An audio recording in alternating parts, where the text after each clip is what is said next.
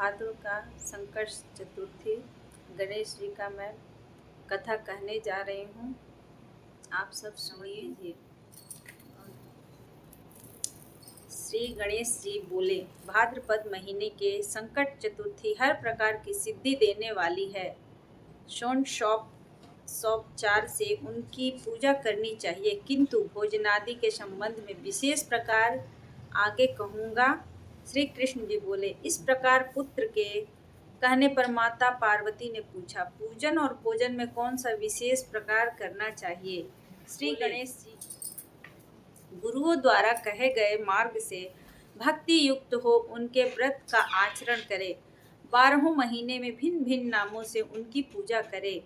12 महीने में चतुर्थी के दिन प्रातः काल नित्य कर्म से निवृत्त होकर विनायक, एक दंत, कृष्ण पिंग, गजानन, लंबोदरम, भालचंद्र, हेर अम्बे, विकट वक्रतुंड, आहुव्रत, विघ्नराज तथा गणाधीप इन 12 नामों से पृथक पृथक पूजा करें। पहले कृतयुग में नल नामक एक राजा हुआ, जिसकी दामवंती नाम से प्रसिद्ध परम सुंदरी एक रानी थी।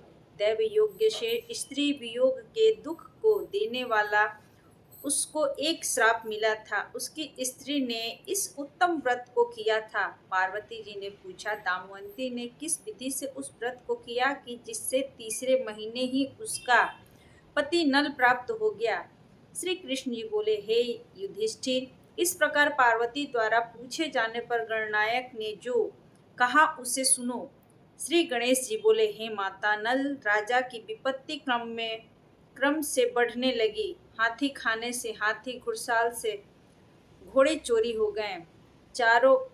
चोरों ने खजाना लूट लिया, दुष्टों ने महल में आग लगा दी। राज्य कार्य को चौपट करने वाले मंत्री भी राजा को छोड़कर भाग गए। राजा भी जुए में अपना सब राज्यपाट गंवाकर अंत में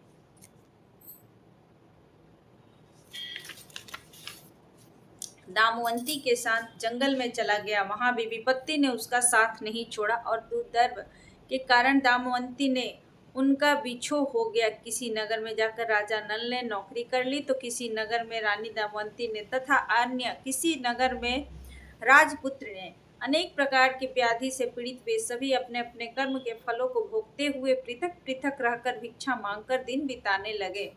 एक समय दामवंती महामुनि सारभंग के चरणों पर मस्तक नवाकर बोली।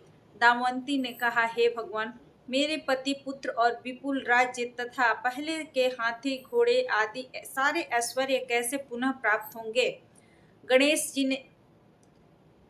जी बोले, इस प्रकार दामवंती का वचन सुनकर सारभंग ऋषि बोले, हे दामवंती, बड़े से बड़े संकट को दूर करने वाला और समस्त कामनाओं को पूर्ण करने वाला व्रत कहता हूँ, सुनो। भाद्रपद कृष्ण चतुर्थी संकट चतुर्थी कही जाती है। उस दिन पुरुष स्त्री को पहले कहे हुए प्रकार से एक दंत गजानन का पूजन करना चाहिए।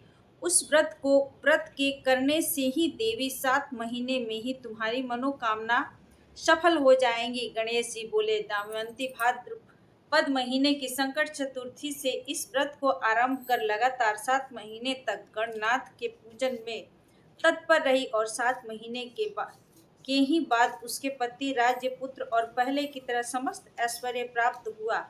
श्री कृष्ण जी बोली, हे युधिष्ठिर, आप भी इस व्रत को करो, इससे आपका भी नष्ट राज्य पुनः आपको प्राप्त होगा और समस्त शत्रुओं का नाश होगा। हे राजन, इस प्रकार समस्त दुख को नाश करने वाला, अभ्युदय को देने वाला व्रतों में उत्तम यह व्रत मैंने आपसे कहा है। बोलिए गणपति महाराज की जय, संकट चतुर्थी महाराज की जय। हर हर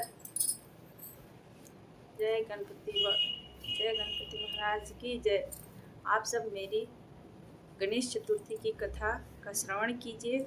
गणेश जी की कृपा हम सब पे बनी।